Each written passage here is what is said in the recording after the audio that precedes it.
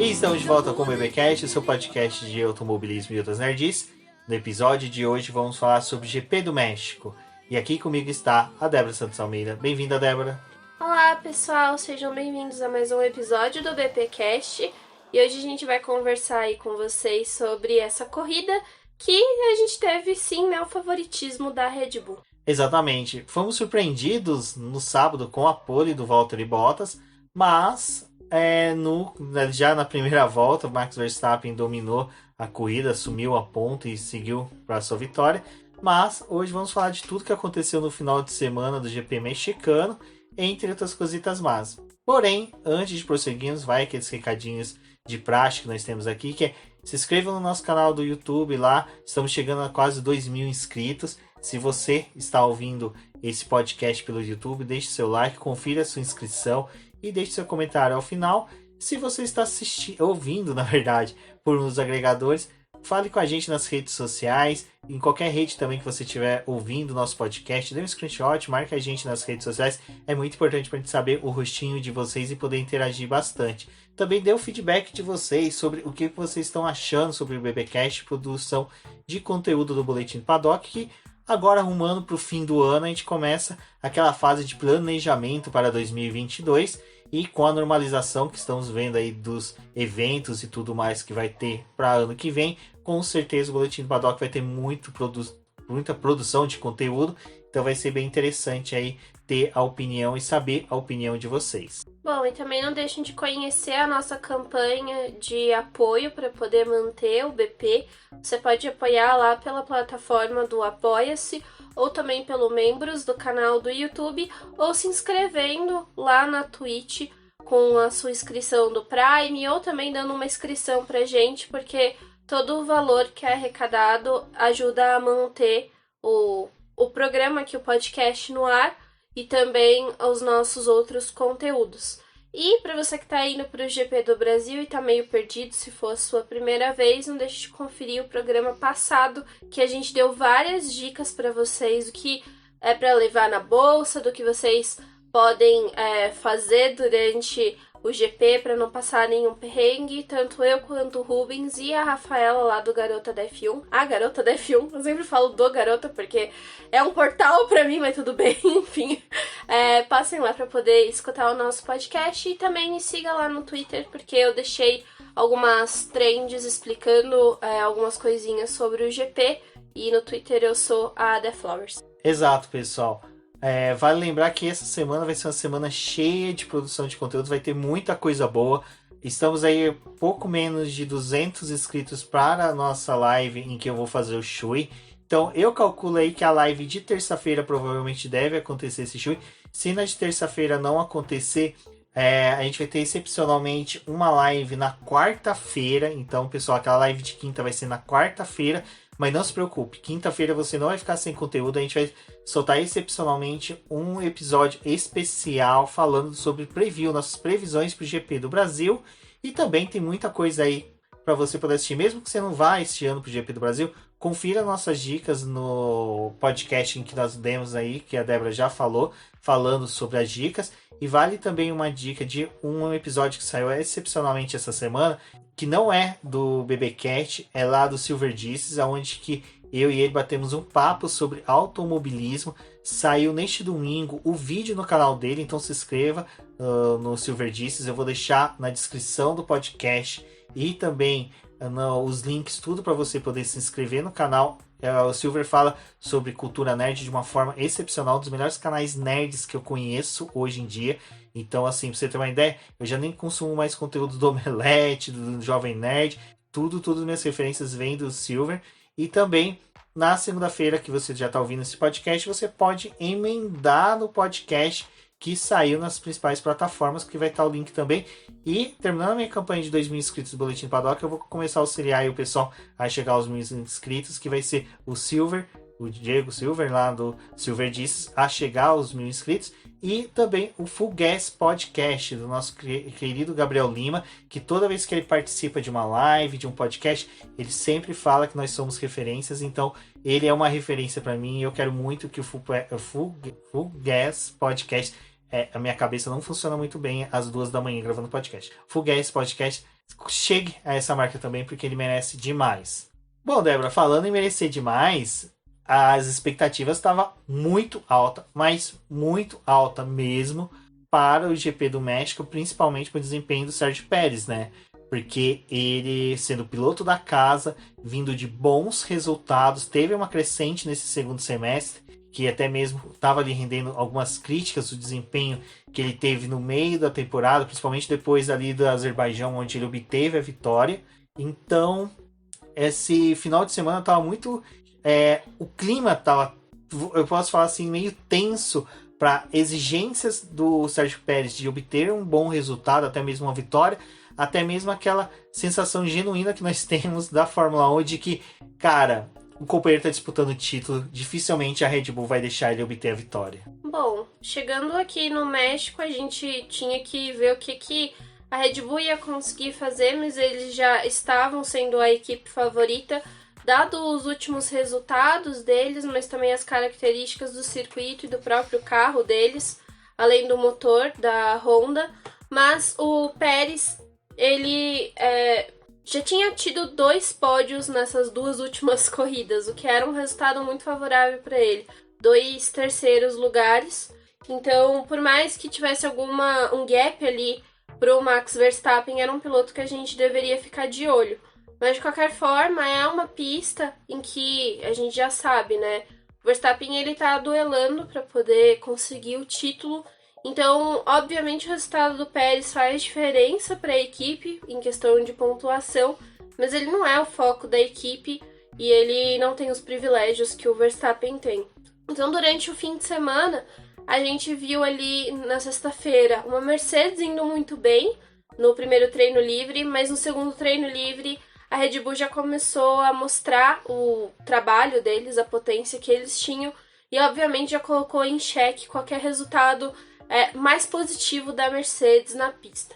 E aí a gente tem uma questão que vai perdurar pelo restante do fim de semana, é que durante o primeiro treino livre, a gente tem aquela curva ali, a curva 16, que foi uma das curvas que deu um problema, né, nesse fim de semana, porque a gente teve tanto o Leclerc batendo lá, mas o do Leclerc foi uma batida muito mais tranquila, mas a gente também teve o Pérez batendo nessa curva, e a do Pérez foi muito mais crítica porque ele danificou a asa traseira dele. E isso tudo acaba acarretando no restante do fim de semana do Pérez. No sábado a gente teve o terceiro treino livre. Para quem acompanhou, viu uma movimentação muito intensa nos boxes da Red Bull, onde a equipe estava trabalhando muito na parte traseira dos carros, mexendo na asa, né? Tanto do carro do Pérez quanto do Max Verstappen. E aí na classificação, depois, né, a gente vai comentar mais a fundo, mas a Red Bull não conseguiu cravar a pole, que era algo que era muito esperado. O Pérez, ele tinha liderado um dos treinos livres, o terceiro treino livre, e ele era o cara que era o favorito para poder obter a pole, obviamente pelo desempenho que ele estava tendo. Só que aí entra a questão do que aconteceu na classificação. Eles tiveram que fazer a troca da asa traseira do Pérez, deram essa asa dele para o Verstappen e colocaram uma asa unificada no carro do Pérez, uma asa que tinha sofrido problemas de rachadura. E aí é até interessante porque o Verstappen falou: mas assim, a gente teve esse problema, a equipe trabalhou e quando a gente entrou na pista elas pareciam novas. Filho, a sua pode até parecer nova, agora a do Pérez, acho que não muito, né?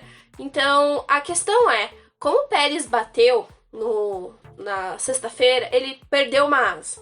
E aí a gente tem, teoricamente, 4 asas, né? Se a gente for contar aí pelo que aconteceu. Então, uma asa do Pérez foi danificada, uma do Verstappen foi danificada, e aí eles fizeram, tipo, a inversão de uma outra ali pra poder dar uma pro Verstappen e botar uma prejudicada no Pérez, não tinha mais peça. E eu vi até o pessoal falando, mas por que ele não tinha mais uma asa para poder ser usada? A gente tá na reta final do campeonato, o pessoal não tá mais querendo gastar dinheiro com esses carros, o negócio já é o futuro da Fórmula 1, que vai acontecer em 2022, então obviamente ninguém vai ficar construindo peça aí para poder sobrar. A gente tá numa rodada tripla também, em que as características desses 3 circuitos acabam tendo uma certa diferença entre eles, e não tem necessidade de produzir em grande quantidade. Então, obviamente, o Pérez foi prejudicado na classificação. Tentaram jogar a culpa ali pro Tsunoda, mas não deu muito certo.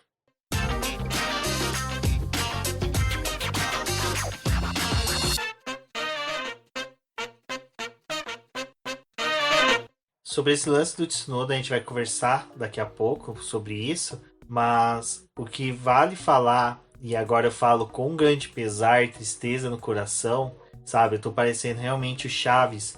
Quando todo mundo começa a ir para Acapulco e ele fica para trás, eu sou Chaves nesse momento. Que eu tô vendo a Ferrari ter um bom desempenho e a McLaren começar a findar. E bem na época que a McLaren não consegue entregar um carro bom para a Ferrari, o Daniel Ricciardo começa a entregar resultado. Durante o bate-papo sobre a corrida eu vou falar um pouco sobre isso, mas eu vi um Daniel Ricciardo muito bem esse final de semana. Mas a Ferrari foi para o Tifosi e a gente também que queria ver a Ferrari longe daquela chafurdação de lama que foi 2020, o GP do México foi muito bom, foi excepcional. Até a gente teve aquele sustinho ali com o Sainz falando no power, mas o desempenho da Ferrari já nos treinos livres foi algo muito bom. A gente tem essa característica da Ferrari, principalmente agora que eles instalaram essa nova versão ali da parte híbrida do motor. Eles tiveram realmente um salto de desempenho nas últimas corridas, estão se aproveitando dos erros da McLaren e das questões que eles estão tendo para poder conquistar a maior quantidade de pontos. Tanto é que deixaram o México com a 3ª posição do campeonato de construtores. Então, assim, durante os treinos livres a gente viu uma McLaren muito apagada.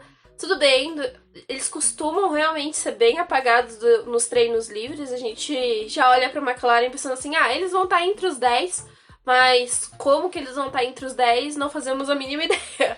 E, novamente, um desempenho bem apagado, e ao longo do fim de semana a gente foi tendo as confirmações de pilotos que iam fazer a troca do motor, e o Norris foi um piloto que também passou pela troca de motor, então já deu aquela jogada, né, de um banho de água fria, porque novamente a McLaren estaria no top 10 contando com apenas um carro, porque o Norris já ia largar lá do final.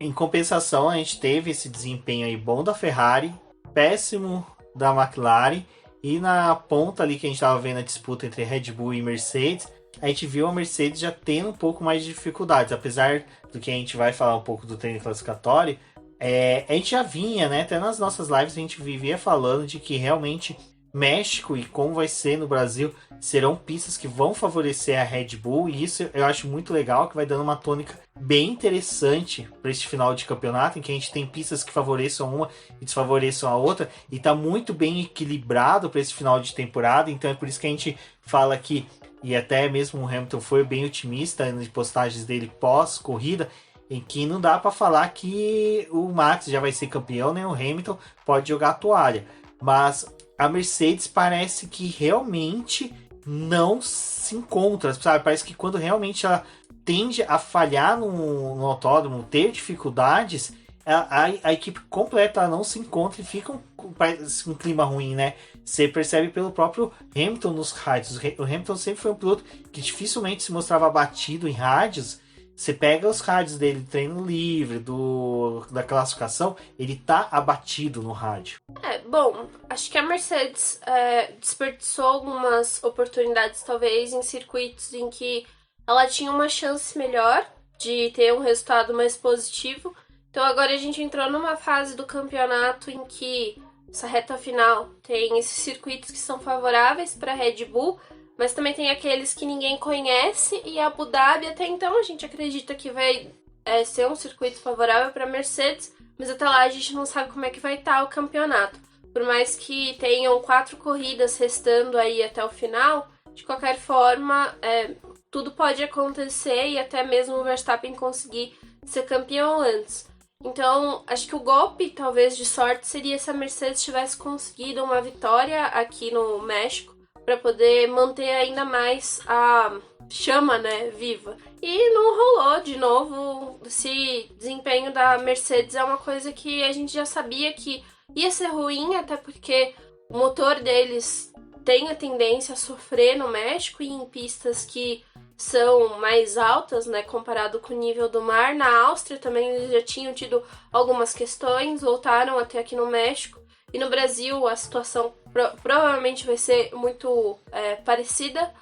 Isso também não é só do motor, também tem a questão do próprio design do carro, né? O formato que esse carro tem.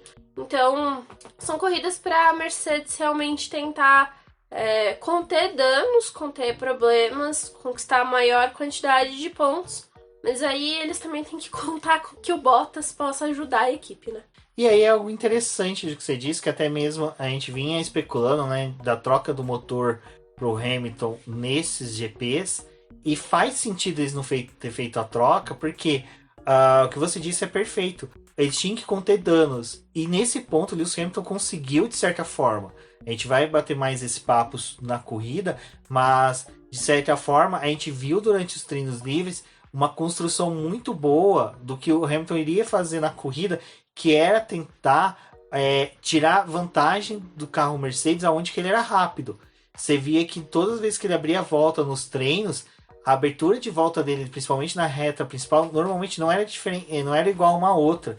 Ele vinha ali na saída do estádio sempre fazendo uma tomada diferente da outra. E principalmente na curva 1, ele também fazia de formas diferentes para não ter muita perda na chegada, ter que frear muito atrasado. No entanto, que na defesa de posições que ele fez contra o Pérez, a gente viu muito disso, de que ele fazia diversas vezes tomadas diferentes e sempre sem perder velocidade. A Mercedes está tentando encontrar um jeito aí para poder lidar nesses circuitos em que eles iam ter alguns problemas, né? Então, eu acho que a vantagem é que eles têm um Lewis Hamilton que é muito experiente, então isso também fez diferença no resultado da corrida. Mas de qualquer forma, eles estavam tentando encontrar uma forma de conseguir uma volta boa, de encaixar um desempenho melhor e tentar sanar os problemas durante a volta, né? Durante os treinos livres a gente via bastante a Red Bull atacando o Zebra, acho que foi até um dos motivos para que eles tenham danificado a asa e perdido, né, um pouco de desempenho, né? Imagina se tivesse com o carro completamente inteiro, o que eles não teriam feito nesse fim de semana. Mas a questão do motor é algo que vai ser complicado até o final do ano. O Toto falou que não vai fazer a troca do motor do Hamilton, que não precisa, que tá tudo bem da forma que tá, que eles já encontraram o problema, que as trocas que fizeram no Bottas já deu para poder compreender o motor do Hamilton, mas talvez eles estejam perdendo em potência, porque assim, a gente já sabia que no México eles iam perder em desempenho. Isso, o motor deles ia acabar acontecendo. Quando a Red Bull era o terceiro carro do grid, eles já tinham um desempenho formidável no México. Mas agora eles estão brincando de Frankenstein, né, com os motores. Pegando as peças ali e combinando para poder ter potência, para poder aguentar até o final da temporada. E o Hamilton ele não recebeu uma quarta unidade de potência completa. O que o Hamilton recebeu foi um motor de combustão interna, uma única peça que foi trocada do motor dele. Então não dá para poder nem falar que foi uma troca de motor, foi uma coisa bem específica. Enquanto a grande parte do grid, tirando Alfa Romeo e Haas, que não fez a troca por uma quarta unidade, todo mundo ali do grid já passou por essa troca. Tá com motor novo, ou pelo menos mais novo do que, teoricamente, a Mercedes tem. Vamos ver como é que eles vão conseguir administrar isso aí até o final. Para eles, essas corridas que são nessas condições e que o ar é mais rarefeito, obviamente a gente vai ter uma perda de potência desse carro.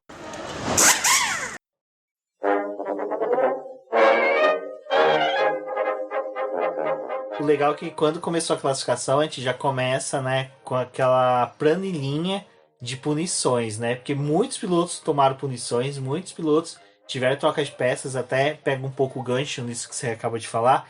E foi muito legal que no sábado nós fizemos um Space, que foi muito gostoso, com o Felipe Meira, com o Sérgio Milani, lá no Twitter. Então, se você segue o Boletim do Paddock no Twitter, fica atento que às vezes ali pode, pré-corrida, pós pré-quali, ter um Space. Eu não prometo pro GP do Brasil, porque provavelmente a gente vai estar em trânsito aí ou para chegar no autódromo ou no próprio autódromo, mas no caso, nas próximas corridas pode rolar.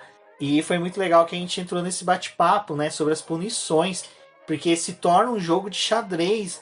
As equipes começam a pensar assim, a gente realmente tem que trocar, então vamos anunciar primeiro, porque é uma sequência, né? Quem fala primeiro tem uma preferência na troca, dependendo do componente. Se os dois são motores. A Débora vai conseguir explicar isso melhor do que eu, porque eu sempre me embaralho legal. Assim como eu embaralho com palavras, que a minha língua começa a bater nos dentes loucamente, parecendo o Norris que não conseguia fazer a curva 1. Teve muito disso, dessas punições, e isso já começa a dar uma tônica do tipo: os pilotos vão começar a querer ir pro Q2, vão ficar direto no Q3, pilotos que vão querer avançar para poder dar o vácuo, sabe? Começou a ter essas questões, que foi o que culminou depois no incidente com o Tsunoda, que isso a gente vai se prolongar um pouquinho mais para falar sobre. Mas, Débora, esse lance das punições foi algo assim bem bizarro, porque metade do grid assim teve alteração. Eu não tô falando que metade do grid fez troca de pneu. É que metade do grid teve alteração. Motor, desculpa. O pneu teve que trocar mesmo, né? Cabeçudo. Teve que trocar porque, colocaram o Mazepin em 15º, né, Débora? Assim, foi tantas punições que o Mazepin conseguiu uma posição de quem avança pro Q2. Isso é uma coisa muito preocupante. Precisamos falar sobre isso. Sobre o Mazepin tem que ser obrigatória a troca de motor dele quando tiver uma sequência de punições para outros pilotos. Bom, a gente teve Stroll, Ocon, Norris, Tsunoda, Russell punidos. 4 foram por troca de motor e apenas o Russell teve a troca do câmbio antecipada, como ele trocou 6 corridas antes do que você precisa fazer com essa peça. Ele tinha que perder 5 posições no grid. O que acontece é que quando você tem trocas assim, de muitas peças, né, de componentes, o Ocon, por exemplo, ele fez uma troca completa do motor. Foram todas as peças do motor, mais o escapamento, então ia fazer ele perder muitas posições no grid de largada. Ele acabou largando da 19ª posição, mas a gente teve o Stroll que bateu no início, né, no Q1, então já era um piloto que ia largar da 20ª posição, porque não tinha muito o que fazer, não fez tempo, fica aí nessa posição depois da batida. Tem essa negociação mais pela questão de quantas peças você trocou e também de posição que você fica na pista. Então você faz a classificação e quanto mais você avança, mais você tem direito de largar na frente de pilotos que tiveram a mesma punição que você e vão perder a mesma quantidade de... foram punidos com a mesma quantidade de posições. E as trocas que foram feitas entre Norris, Tsunoda e Stroll eram semelhantes, eram os mesmos componentes, mas como o Stroll bateu, então ele garantiu a 20ª posição. O Ocon era o que teria mais posições, mas ele ficou no 19º lugar. E aí eles vão organizando o grid dessa forma. Tinha muito piloto punido. A gente viu o Tsunoda indo até o final, ele passou pro Q3, tadinho. Mas o Tsunoda, ele tava nessa coisa, né, de tentar garantir a melhor posição para a largada dele. Obviamente, o Russell tinha uma certa preferência, porque a punição dele era só da perda de 5 posições. Então ele tinha como largar à frente dessa galera. E o Tsunoda ficou à frente dos pilotos que trocaram o motor. Ele foi até o Q3, brigou ali, deu aquele problema que a gente já vai comentar, mas a classificação do Tsunoda foi muito positiva nesse sentido. A parte ruim ele passou pro Q3 e por ter feito isso de pneu macio, ele teve que largar com pneu macio, que não ia ser uma boa coisa pra corrida dele, né? Largar de macio já provocava uma parada antecipada, já que o restante do grid acabou largando de médio. Bom, aí antes até mesmo de falar do Tsunoda, vamos comentar rapidinho que teve a batida, né, do Stroll ainda no Q1. Tudo bem, ele ia largar de último mesmo, não de último, ele ia ter perda de posições por causa da troca do motor. Podia negociar ali com o Tsunoda e com o Ocon, né? Exato, mas aí ele teve uma batida forte, assim, e até o próprio Milano brincou lá no Space, né, que o Masi representou o brasileiro, né, representou muito bem, que com jeitinho, né, ele quis resolver a barreira ali dando umas bicudas. É aquela coisa, né? Quem nunca resolveu um problema com bicudas em alguma coisa, não com pessoas, não recomendo fazer isso. Mas o Masi foi lá, acabou ajudando a arrumar a barreira. Se perdeu um bom tempo vamos pôr assim, de dia, vamos colocar dessa forma, porque realmente dá bandeira vermelha, pausa o tempo, então os pilotos podem voltar tranquilamente para fazer suas voltas. Foi bom para a Red Bull, porque ela pôde lá continuar usando a técnica brasileira de silver tape para resolver problemas, começaram a usar ali silver tape nos carros dela. E tiveram tempo para poder arrumar a asa, né? Vamos falar a verdade. Exato, foi o tempo perfeito para eles arrumarem a asa dos dois ali. Exato, quem sabe eles não trocaram, eles deram um brinde, uma camiseta da Red Bull pro Stroll, né? Coitado, não tem dinheiro para comprar isso. E aí ele conseguiu aí a Red Bull mexer no carro, mas enfim, o Stroll bateu, larga em último. O classificatório não foi algo assim fora do normal, a gente teve ali bastante coisa acontecendo. O Russell, por exemplo, indo pro Q2, mais uma vez o Russell avançando, mas é aquela coisa, né? O Russell já deixou a gente mal acostumado, então não merece mais que duas palavrinhas, desculpa, Ana. Então, acho que vale a pena agora a gente falar um pouquinho do lance do Tsunoda, que foi realmente o que gerou debate pós-classificatório, né? Porque, para quem assistiu a classificação, assim, cara, ficou nítido de que, assim, eu, pelo menos, na hora que eu vi, eu percebi o Tsunoda não teve culpa, sabe? Ele saiu da pista justamente para dar espaço para Red Bull passar. Foi até pro traçado em que era o traçado ideal para poder voltar para a pista, que tinha aquela indicação de que se você saísse, você tinha que fazer para poder retornar, né, pro circuito. Então a intenção dele foi realmente tirar o carro para poder não atrapalhar a Red Bull, até porque não tinha muita necessidade do Tsunoda estar ali na pista em si. Tipo, ele tava só brigando com o restante do pessoal para poder negociar a posição de largada dele. Não, e dá vácuo pro Gasly. Ele entrou naquela volta para poder dar vácuo pro Gasly se classificar bem. Que diga de passagem, o Gasly fez uma excelente prova. Isso aí a gente vai falar muito bem dele na prova. Mas o Tsunoda tava ali para auxiliar o companheiro de equipe. Então, não tinha muito o que Tsunoda fazer ali. E na hora que ele saiu da pista, que o Pérez saiu atrás, o Pérez saiu porque errou, sabe? Aquela coisa. Mas não quer botar, a Red Bull não quer criticar o piloto que tá correndo na casa, tudo. Colocar na conta do pobre do Tsunoda. O Verstappen também não conseguiu fazer uma boa volta, porque o Q3 deles foi horrível, não foi uma coisa decente, não condiz com o que eles estavam fazendo no TL1, no TL2 e no TL3. A gente acabou de brincar da questão da silver tape da asa, e isso dá a constância do que aconteceu. Por quê? Essa mexida que deu na asa do carro, tanto do Verstappen como o do Pérez, que foi uma manutenção preventiva que a Red Bull decidiu fazer, acabou alterando ajustes que eles haviam feito nessa asa. Então, realmente, o carro estava desequilibrado para o classificatório, para obter voltas rápidas, e por isso que o Q3 deles foi horrível. Não foi culpa do Tsunoda, em nenhum momento o Tsunoda teve culpa. E até, assim, antes de eu passar a palavra para a Débora, foi legal que o Tsunoda desabafou no Twitter. Vários fãs foram consolar ele, até a Mercedes, né? Exato, a Mercedes foi lá falar, olha, cara, levanta a cabeça, não dá bola para quem é escroto. Eu tô traduzindo pro português a ideia que foi do ADM da Mercedes, que de passagem está sendo um dos melhores ADM de contas de equipe da temporada. Bom, o Tsunoda acabou sofrendo vários ataques. É um piloto que muita gente estava esperando mais dele na temporada, e aí quando aconteceu isso, com ele prejudicando a Red Bull, né? Prejudicando muito entre aspas. Aí os fãs que foram um pouco descontrolados e além do que deve fazer, foi lá encher o saco do menino e criticar ele, falar que ele tinha estragado a volta da Red Bull, que ele tinha prejudicado a Red Bull.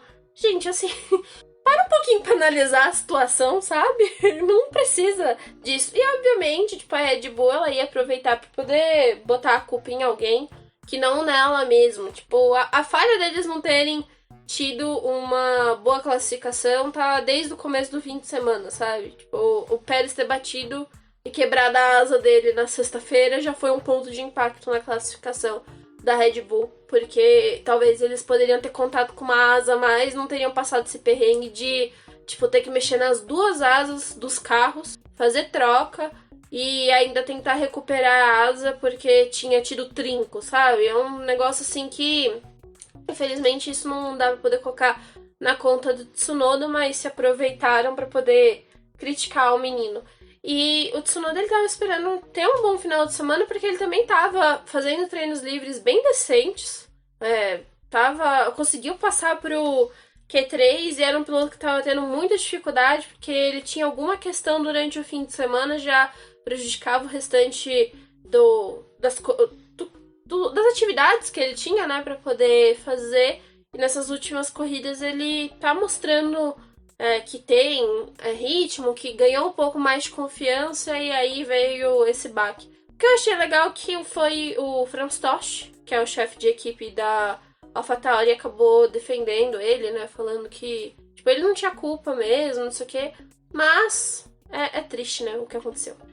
Aí só entra um ponto que eu vou agradecer bastante o pessoal que tava com a gente no Space, porque durante a Space, que foi esse momento em que o Tsunoda desabafou, a Mercedes foi lá e consolou ele, e nessa mesma hora, a gente conversando, alguém comentou que tava tendo um haterismo contra o Tsunoda, e aí o pessoal que tava presente na Space, eu falei, poxa, pessoal, vai lá no post do Tsunoda, né, consola ele. E cara, agradeço demais. Eu vi uma galera boa indo lá, mandando mensagens pra ele. A Débora mandou mensagem também pra ele. Eu repliquei a mensagem pelo perfil do BP. Eu mandei mensagem também. E mensagem sim, não, tweet, né? É modo de falar. Mas só da gente responder o Tsunoda com carinho e afeto, um monte de perfil começou a atacar a gente, sabe? A Thalita, que se tornou apoiadora do BP agora também, eu vi o mesmo perfil que atacou fortemente eu, a Débora, chamando a gente... Encheu o saco da Ana Molinari também. Não, cara, e aí eu fico imaginando esse perfil que são haters, a postura deles, porque assim, tipo, cara, dava pra ver nas fotos de perfil meu e da Débora que nós somos brancos. O cara já tava chamando a gente de chimpanzés. Imagina uma atitude de um cara desse com uma pessoa negra, sabe? Com uma outra pessoa que, sabe, só foi ali consolar um piloto que tava numa bad. E foi assim, uns ataques ridículos. E muitos ataques fortes mesmo contra ele. A gente não conseguia mensurar assim, se era de fãs do Checo, fãs do Verstappen, fãs da Red Bull, pessoas que são orientais. Se aproveitaram da situação pra poder ser racista, né? E era perfis que estavam sendo criados na hora. O que era patético. Cara, tinha perfil que era criado na hora, sabe? Então, assim, eu perdi um tempo da minha noite denunciando esses perfis, sabe? Eu vi que o Twitter respondeu. Teve um perfil que só de resposta para mim foram 6 tweets para mim que eu tive que denunciar, tirando os que xingou a Débora, a Thalita, a Ana Molinari. Cara, a galera que foi falar com esse perfil da Mercedes foi atacado, cara. Tipo, mano, os caras estão atacando o perfil de uma equipe, sabe? Então, assim, foi... Ai, tem muito tempo livre esse povo. Exato, e aí acaba com o nosso tempo que é precioso, porque eu comecei a ficar com raiva. E o pessoal que acompanha o boletim sabe que a gente tem um carinho pelo Tsunoda, porque, cara, ele é um piloto que, desde que a gente viu na base, a gente se apegou a ele. E, tipo, a gente sabe que ele ia ter dificuldade, porque é uma coisa que a gente falou na pré-temporada desse ano, que ele é um piloto que chegou novo no profissional, 2016, tem menos de 5 anos de profissional. Você pega o Verstappen, por exemplo, que desde os 5 anos é profissional, vamos por essa forma, Ocon, Giovinazzi, essa galera toda aí que tá na Fórmula 1, que já é profissional há muitos anos. O Tsunoda é recém, cara, ele é um menino que tá em crescimento e que tá fazendo bons resultados. E assim, foi chato a gente ter que passar isso. Eu entendo o pessoal às vezes ficar com raiva da postura que o Tsunoda tem em rádio, sabe? Tipo, de xingar e não sei o que, e brigar ali com a equipe. Mas isso não é uma coisa que justifica você ir lá e atacar o moleque, sabe? E a gente tem que ter um pouquinho de cuidado, porque alguns pilotos tão novos assim, por mais que eles tenham assessoria de imprensa, eles têm um acesso ao perfil deles, eles acabam lendo as coisas, alguns até respondem. E não é legal, né, gente? Eu acho que, assim, críticas a gente vai acabar fazendo a alguns pilotos. A gente já falou algumas questões aqui do Bottas e, enfim. Mas a gente nunca saiu daqui do programa e foi lá nas redes sociais dele pra, tipo, humilhar o cara, sabe? Não tem essa necessidade. Eu acho que se você não tem nada pra poder acrescentar ao piloto, ou até mesmo a um fã dele, não vai encher o saco do outro, sabe? Guarda a tua opinião pra você e fica de boa aí, sem ficar causando no perfil dos outros. Bom, essa foi nosso momento mesmo de desabafar, porque eu achei ridículo demais. E como eu disse, agradeço muito se você é seguidor do BP, ouvinte do BBcast, leitor do Boletim do Paddock, que foi lá e mandou mensagens boas pro Tsunoda, parabéns. Você sinta-se abraçado por mim e pela Débora. E agora a gente vai prosseguir com os comentários do classificatório já para pular para a corrida, porque a gente teve, né, ali a Mercedes tirando um coelho gigante da cartola, certo? E eu ia falar Max Bottas Verstappen. Eu ia colocar o Bottas na frente do Verstappen. O Bottas conseguindo a pole position, que foi uma volta muito boa, excepcional dele. Assim, o Lewis Hamilton estava buscando fazer uma volta muito boa, mas eu acho que ali casou mesmo todas as circunstâncias que a gente teve de a Red Bull não conseguir entregar, a Mercedes conseguir do nada tirar uma potência extra do motor. Durante o Space eu expliquei um pouquinho o que acontece. Que a Mercedes ela aproveita muito bem entre o Q2 e o Q3 para refrigerar o motor, porque ela tem um sistema lá, que não é um sistema, é que todo carro, quando está mais bem refrigerado, ele consegue ter um desempenho melhor. E a Mercedes ela usava muito, e você via os espaçamentos entre voltas da Mercedes eram maiores, porque justamente eles tentavam trabalhar melhor essa refrigeração. Então a Mercedes trabalhou muito bem isso no final de semana, principalmente no classificatório, conseguiu a pole com Bottas, e o Bottas acabou ganhando, né, o capacete ali do Crazy Frog, não, desculpa, do Fangio, e no final ele só realmente do dia ganhou mesmo, do final de semana, esse capacete, e não fez mais nada pro resto de semana. Bom, tudo que o Bottas fez no sábado, ele conseguiu estragar no domingo, então vamos para o domingo. Não, vale a gente falar só da Mercedes, que realmente a Mercedes fez com que o fã sonhasse piamente. Cara, isso foi muito cruel da Mercedes. Se você parar pra pensar, o classificatório terminou, 6 da tarde, né? Assim, tudo... Não, mais de 6, né? Porque ficou quase meia hora paralisado.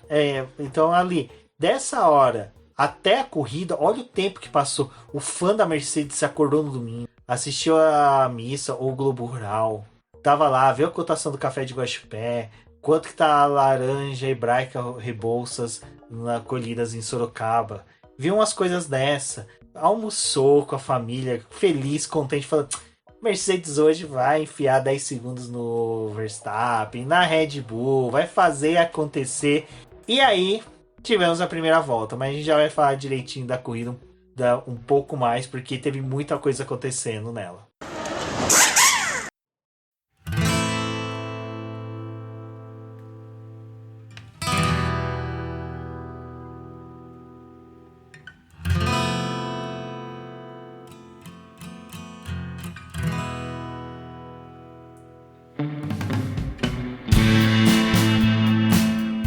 Previsões indicavam, né, que Valtteri Bottas cederia a sua primeira posição para Lewis Hamilton. Afinal, temos um piloto que está disputando o campeonato, né, com o Verstappen, e que ele ia fazer o papel de escudeiro ali do Hamilton. Nossa, a gente se iludiu lá no Space, super achou que, nossa, essa corrida a Mercedes ia sofrer para poder conseguir o resultado, né, ia ser aquela vitória doída, mas no final, nossa, tipo, dias de festa, sabe? Tipo, iam conseguir comemorar até o GP do Brasil. Nem sei se ia ter GP do Brasil com tanta festa pra Mercedes. E a gente tem que falar do Bottas, né? Que, bom, vamos começar a dissecar, né, o que o Bottas fez, porque foi triste. O legal do Bottas é que eu fico imaginando o briefing que foi da Mercedes. Toto chega: Bottas, você tem que ajudar o Hamilton a vencer. Aí ele: sim, senhor, vou ajudar o Lewis Hamilton a vencer. Você pega e dá o lado direito para o Hamilton passar, tá bom? Tá bom, senhor, eu darei o lado direito. Mas faltou o cabeçudo do Toto Wolff falar: fecha o lado esquerdo pro Verstappen. E não joga o carro pra cima do seu companheiro de equipe, né, lindo? Exato. Assim, se você olhar a reta, que não é uma reta do circuito do México, tô tentando lembrar até onde que foi a corrida. Se olhar, ele tem uma barriguinha, ele faz uma jogadinha assim pro lado. Então o que acontece? O Bottas falou: vou largar em linha reta, sabe? Ele foi em linha reta, mas ele esqueceu que chegava ali e dava aquela barrigadinha pro lado. O Verstappen lembrou dessa barrigadinha pro lado, e o Verstappen simplesmente abriu e foi.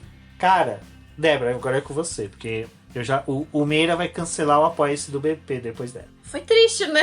Jogar o carro pra cima do Hamilton. Mano, o sonho acabou na primeira curva, entendeu? Porque, nossa, a flautinha.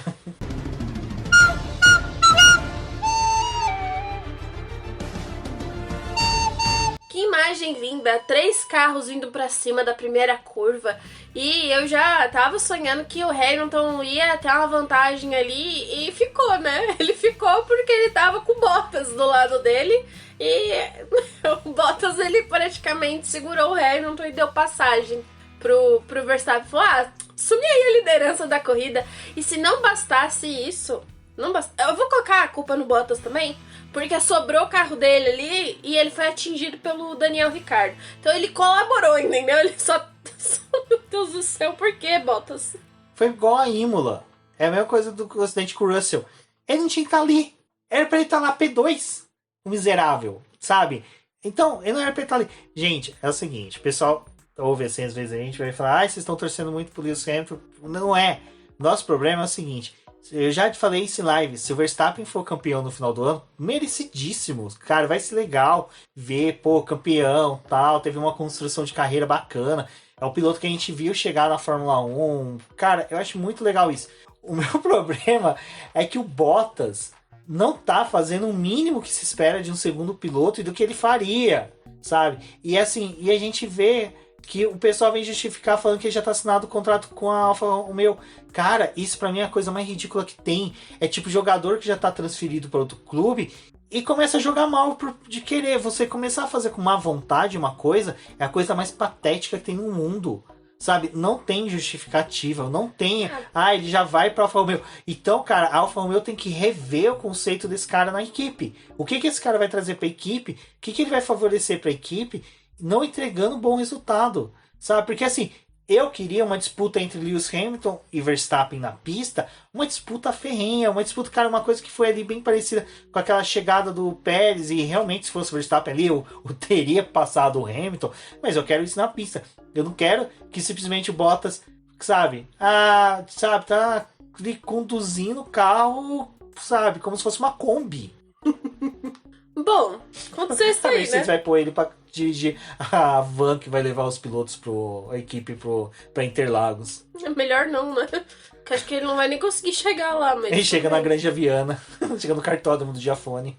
Olha, dá raiva, entendeu, do que o Bottas fez esse fim de semana, porque olhando pro saldo da construção que aconteceu, né? Negativo o saldo. Bem negativo, e assim... Nos Estados Unidos ainda tinha uma esperança da Mercedes ficar com o campeonato de construtores, né? Esse sonho foi reduzido a um ponto graças ao Bottas não pontuar, entendeu? Ele não pontuou, ele tá fazendo o que o Pérez estava fazendo, sabe? Tipo, não tava ali colaborando com os pontos. Mas agora o Pérez acordou e o Bottas não. Isso que eu vi, né? Porque eu acabei postando isso no Twitter, e aí um pessoal veio falar pra mim, mas ele já tá indo pra Alfa Romeo. Ele só está indo para a Alfa Romeo porque o Toto Wolff não deixou esta criatura desabrigada, entendeu? Ele tem que agradecer que ele está indo para a Alfa Romeo porque o Toto Wolff vendeu ele pra Alfa Romeo e ficou lá com toda a piedade dele pra poder mandar o Bottas pra uma equipe. Porque ele queria que o Bottas corresse ano que vem, ele não achava certo. E aí, Bottas me faz isso, entendeu? Então... Bottas não tá sendo companheiro de ninguém. Se um dos 3 porquinhos chamasse Bottas, o Lobo Mal não ia deixar ele desabrigado como o Toto Wolff fez. Então, cara, sabe, é ridículo, velho. E assim, sabe, o cara não tem vontade. O cara ficou tanto tempo atrás do Daniel Ricciardo durante a corrida, gente, que eu vou ser sincero. O Nick De Vries do lado do Toto Wolff, cara, eu lembro que teve uma hora que o Bottas foi tentar ultrapassar o Ricciardo, que ele não conseguiu. O Nick De Vries balançou a cabeça do tipo, cara, nem eu no Fórmula 2 faria uma coisa dessa, sabe? E olha que na Fórmula 2 o pessoal não tem piedade nenhuma em ultrapassagem. Dicas de passagem, o Nick De Vries mesmo. Diga de passagem, o Nick De Vries enfiou o carro várias vezes no Van Dorn. O Van Dorn enfiou nele. E se fosse uma boemiaizada ali do Bottas, teria conseguido ultrapassar, nem que fosse metade do carro do Daniel Ricciardo pro escanteio. Mas só que, cara, é assim...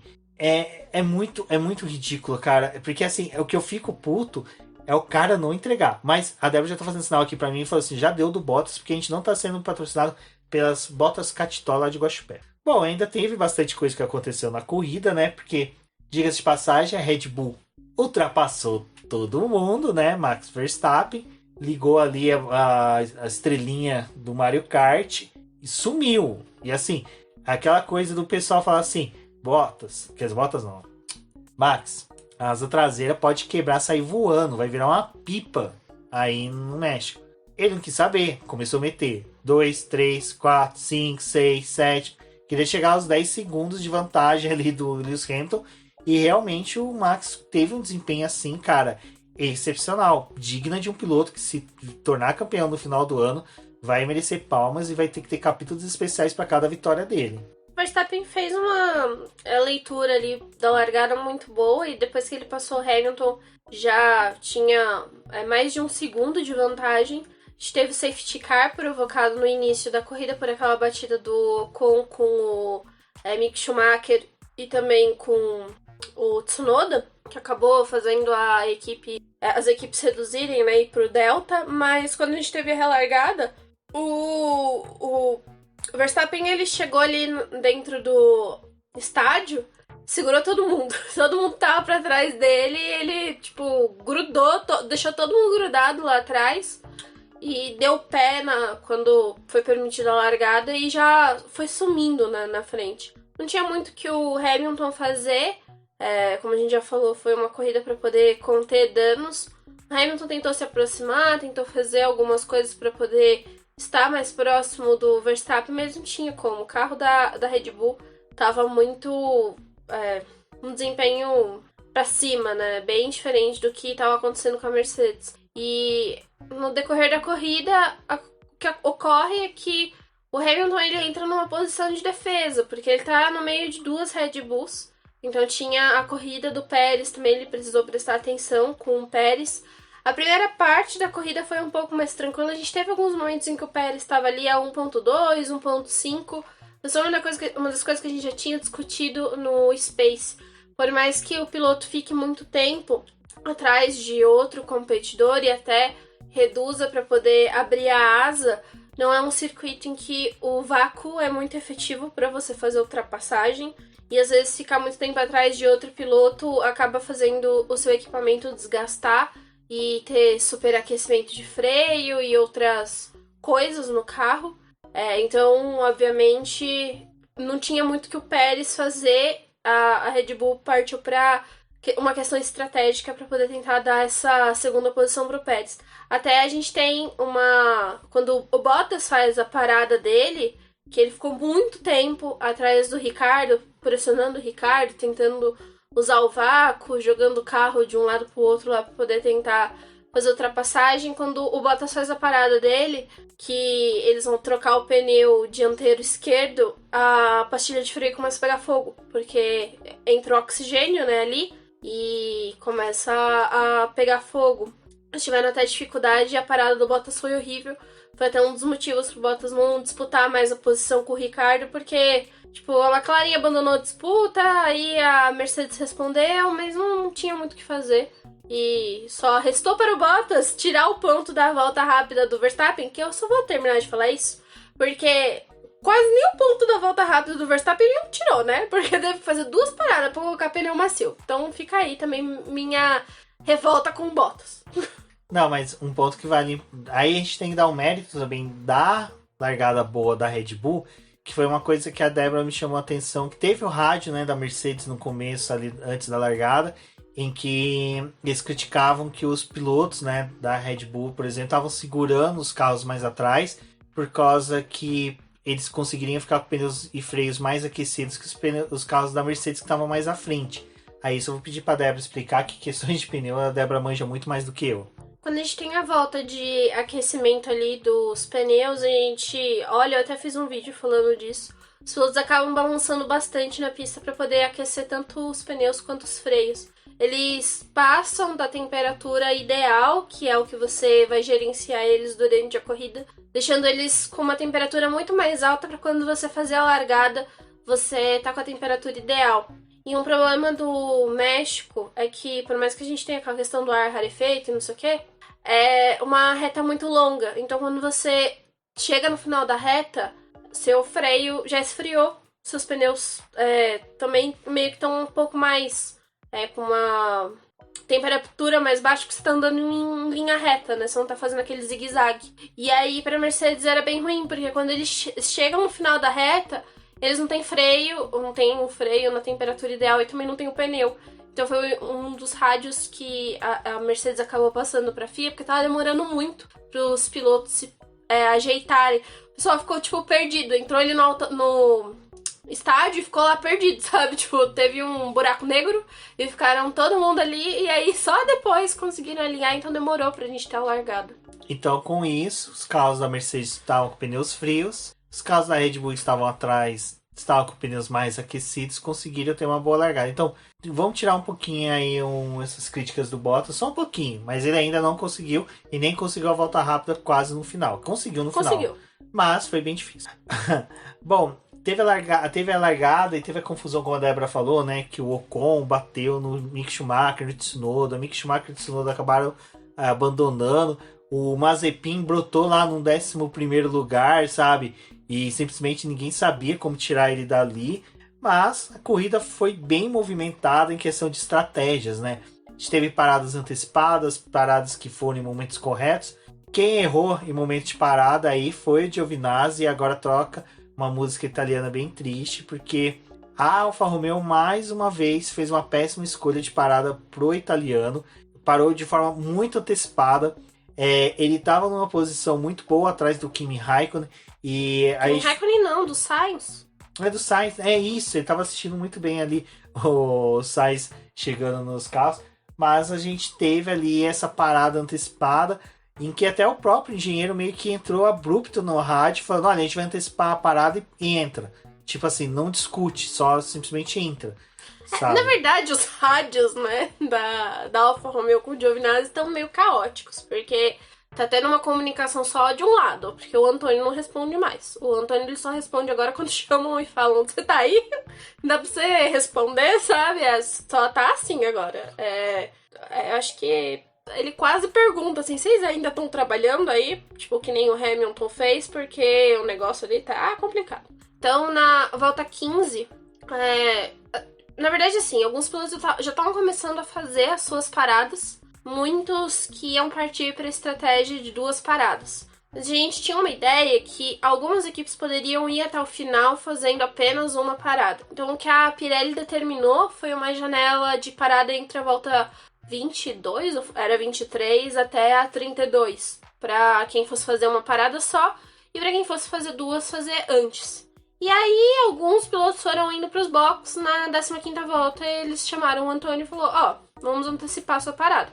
Quando chegou na linha do pit, que é tipo o limite para você jogar o carro e entrar, o engenheiro dele brotou e falou, entra nos boxes, tipo, entra aí, vamos trocar. Aí ele entrou, trocou o pneu, voltou. Eles anteciparam muito a parada do Antônio, porque ele parou na 16ª volta e assim, não tinha necessidade. Ele tava num gap ali já do Sainz, que não tinha muito como ele ameaçar o Sainz, porque ele largou muito bem, fugiu das brigas que teve ali. Também conseguiu fugir de uma possível batida com o Sainz, porque o Leclerc ele teve uma largada muito boa, mas o Giovinazzi também teve que se desviar um pouco ali da largada do Leclerc, né? Então, a onboard dele é bem interessante. Aí tem o pessoal fritando o pneu, que eu acho que foi o Bottas, que rodou ali, ele rodou na frente dele, deu uma escapada. E ele conseguiu cair, tipo, na 6ª posição. Quando teve a relargada, obviamente, não é só questão dos motores, né? Porque a Alfa Romeo usa o motor Ferrari e a Ferrari também, né?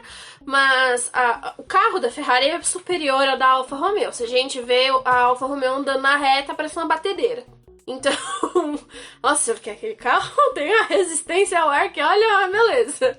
Ai, gente, não olhem as voltas do Giovinazzi, é uma tristeza. Enfim, e ele ficou lá na 7ª posição, controlando tudo. Tava tendo pressão do Vettel em algumas voltas. Depois o Vettel tomou distância porque, tipo, era aquela disputa meio sem noção, sabe? Não vale a pena você ficar desgastando teu equipamento pra uma coisa que não tem porquê. Tipo, os 2 carros estavam pontuando, o Vettel ia desgastar o carro, enfim.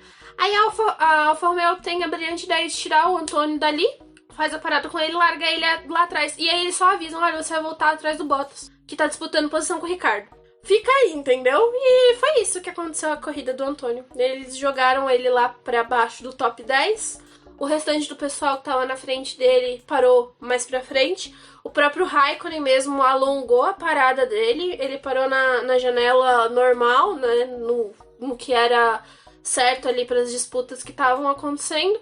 E eles conseguiram conservar a posição do Raikkonen dentro dos pontos e a do Antônio não.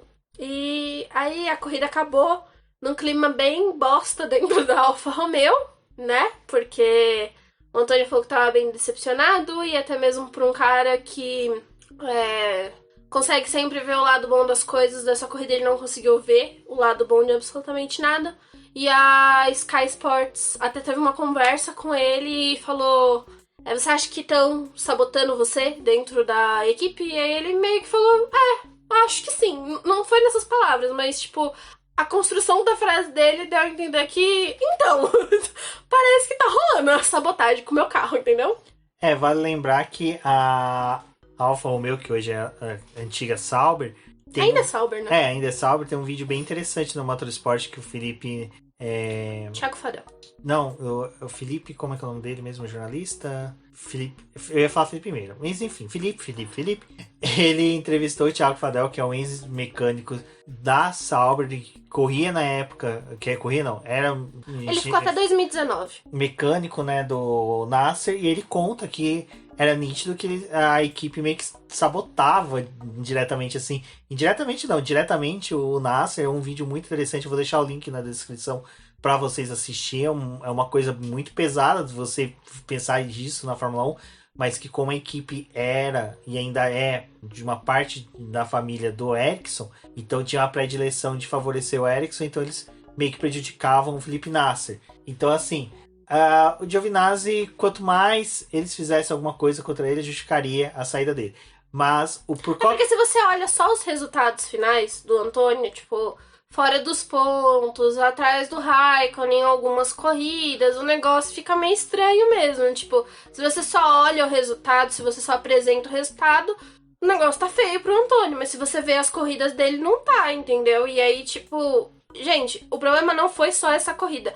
Tem várias corridas esse ano que a Alfa Romeo errou a estratégia muito estranha. Então, e nos Estados Unidos aconteceu que ele também tinha tido uma boa largada e aqui de novo. Esse lance da estratégia errada eu já vou falar para a gente poder entrar também na Ferrari e McLaren. Porque acontece, quando você muda a estratégia, como fizeram com o Giovinazzi, de tipo, vamos antecipar a tua parada, entra agora, você prejudicou o primeiro stint do piloto. Ele poderia ter apertado mais. Exato. Ele poderia ter feito um desgaste maior daquele pneu, exigindo mais do carro para justamente ganhar tempo para fazer o pit stop e não ser prejudicado. Então, esse é o problema de quando você tem mudanças de estratégias em cima da hora, que às vezes a gente está assistindo uma corrida e fala assim, por que tal equipe não muda estratégia para agora, para depois? É complicado você fazer essas mudanças. Posso só acrescentar um negócio disso que você falou, de estratégia? Uhum. É por causa que o do Hamilton mesmo, eles chamaram o Hamilton no rádio e falaram, a gente vai, estratégia tal, 6 mais. Então, tipo, o Hamilton sabia que ele tinha 6 voltas a mais na pista antes dele fazer a parada dele na volta 30. E aí ele, como o piloto ali sabe como é que tá o pneu, ele sabe, nessas 6 voltas eu posso exigir tanto do pneu para poder continuar numa voltas consistente e conseguir fazer o pit stop. Então o problema também, por isso que a gente trouxe um pouco esse lado do Giovinazzi, é que quando a gente tá de fora e tá falando assim, pô, você tem que mudar a estratégia, tem que fazer isso, aquilo, é complicado, porque não é só você mudar de uma hora para outra, você tem que avisar o piloto para o piloto poder começar até a consumir aquele pneu e ganhar tempo para poder fazer a parada. E aí isso entra um pouco no que passou a McLaren.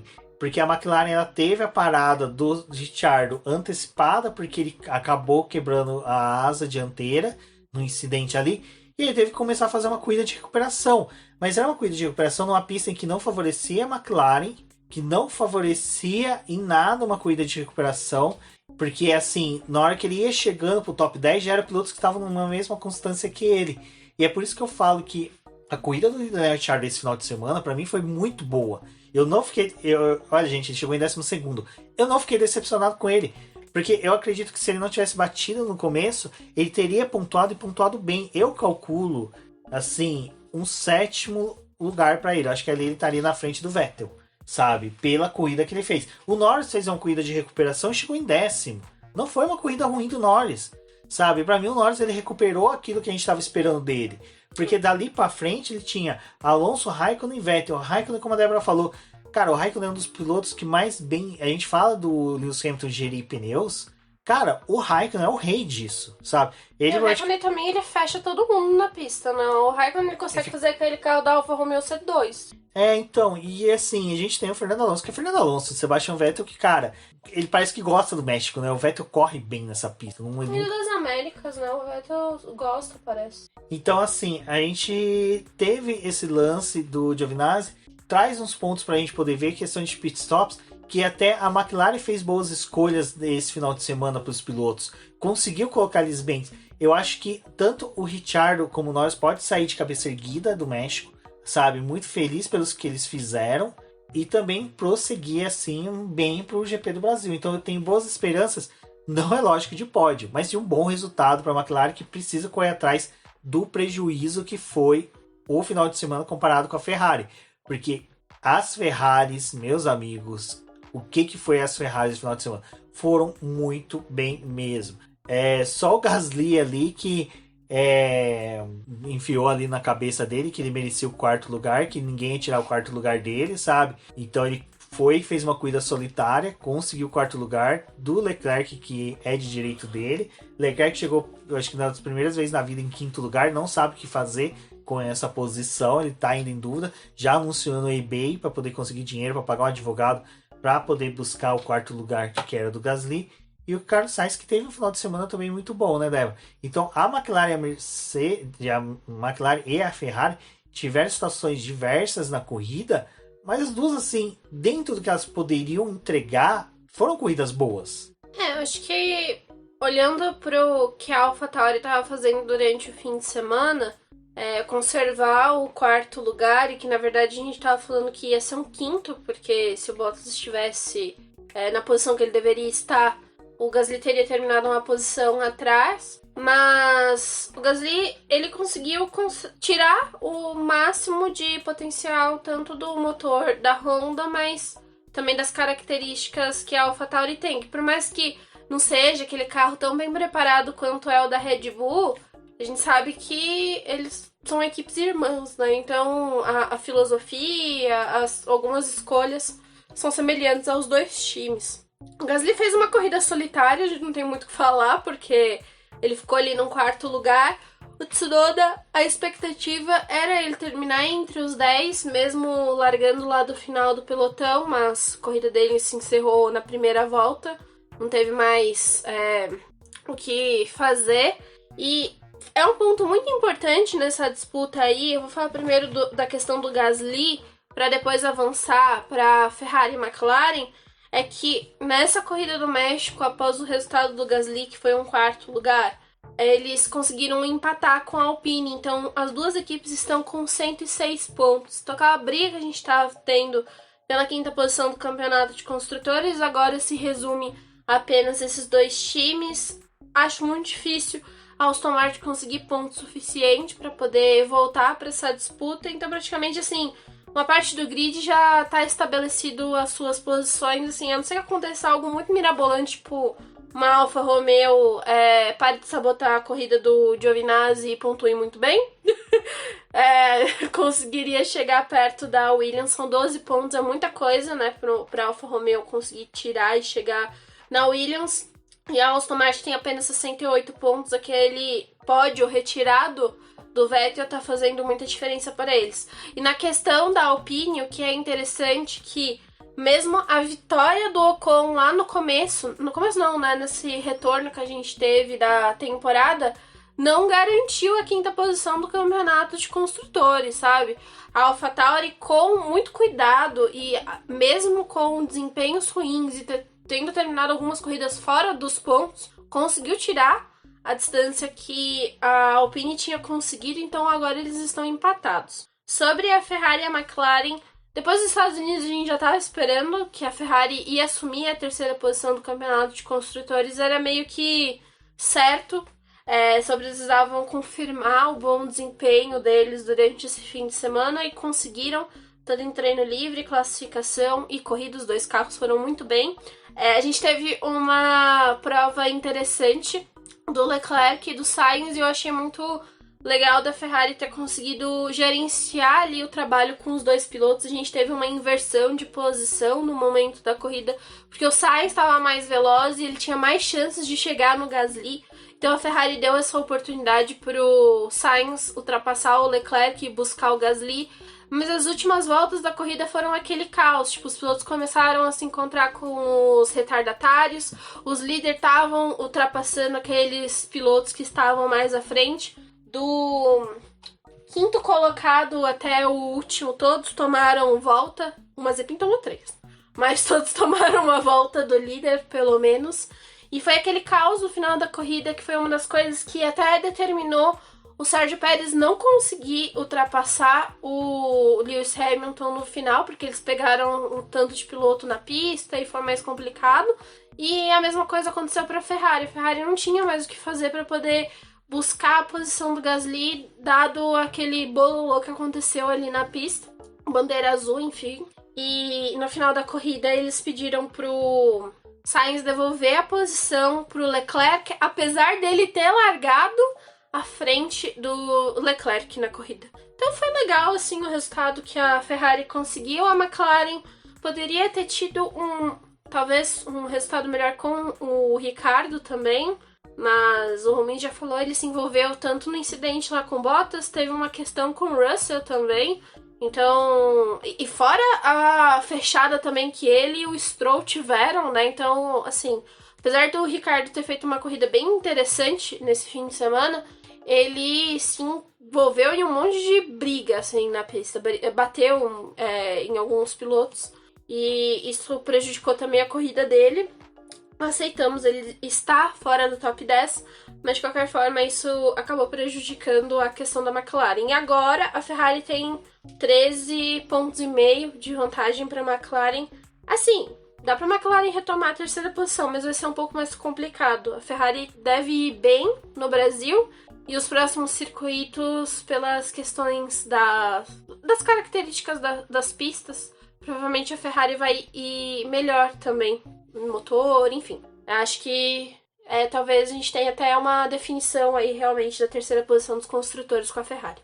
Bom, sobre isso eu já até comentei com alguns pessoal aí que eu não tô mais preocupado dessa questão da McLaren ficar em terceiro lugar. Eu acho que se a gente conseguir fechar o ano bem aí, pelo menos com otimismo, a gente pode entregar um carro bom pro ano que vem. O problema é que a Ferrari vem demonstrando que para 2022 ela deve vir forte. Se acertar na construção do carro, esse motor dela já está muito bom.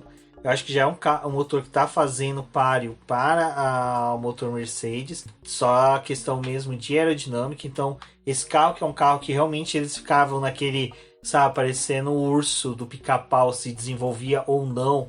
Agora realmente está sendo entregue. Então, eu acho que vai valer muito a pena a gente ficar de olho aí o que o time vermelho vai fazer. Bom, pessoal, acho que é isso. A gente conseguiu falar bastante coisa aqui do GP do México. Vai lembrar que terça-feira agora teremos live, então você está ouvindo esse podcast na segunda. Amanhã, se estiver ouvindo na terça, vai ser hoje à noite. Se estiver ouvindo quarta, foi ontem, então você consegue conferir lá no canal do Boletim do Paddock do YouTube. Então, se você está ouvindo pelo YouTube e gosta de ouvir num podcast tradicional de algum agregador, siga o BBcast num dos agregadores preferidos. Da Apple ali, pelo próprio Apple Podcast, pelo Google Podcast, pelo Spotify, porque você não precisa ficar limitado também somente aqui no YouTube. Bom, pessoal, vale lembrar também, como eu disse lá no começo do programa, que vamos ter a live de quinta, excepcionalmente essa semana, pela realização do GP do Brasil na quarta-feira, mas na quinta-feira de manhãzinha já vai ter episódio dos previews, não, porque vai ser só um preview, porque é só um GP do Brasil, infelizmente. Mas vai ter um preview aí do GP do Brasil, onde que a gente vai falar tudo aí que você precisa saber para ficar bem informado e acompanhar o final de semana do GP do Brasil. E agradecer mais uma vez aí por vocês terem ficado com a gente aí por mais de 1 hora ouvindo a gente falar aqui de tudo que aconteceu, ou quase tudo que aconteceu no GP do México. Bom, pessoal, não deixem de conferir também a nossa campanha lá do Apoia-se, membros e o apoio na Twitch para poder ajudar os trabalhos do BP aqui. Se for comprar alguma coisa na Amazon, gastar os seus dinheirinhos aí na Black Friday, não se esquece de usar o link do BP também, porque a gente acaba recebendo uma pequena comissão das vendas que a gente faz dentro da Amazon e também auxilia no desempenho aqui do BP. Fiquem com a gente, acompanhem o GP do Brasil e até uma próxima. Eu sou a Débora Almeida no Twitter como The Flowers. Exatamente, pessoal. Então um recadinho que você vai ouvir no nosso preview e na nossa live durante toda a semana. Vai pro GP do Brasil, respeite os protocolos de segurança e de saúde, use máscara, use álcool gel. Se você não tem as 2 vacinas, tem que fazer o teste, então verifique direitinho. Tá bem explicadinho nos posts de auxílio que nós fizemos aqui no Boletim do Paddock, no podcast que nós falamos de tudo, e também vamos falar novamente na live de quarta-feira. Então a gente está tentando bater muito nessas teclas, porque esse GP, para acontecer muito legal, tem que ser respeitado esses protocolos. Então, pessoal, um forte abraço e até a próxima.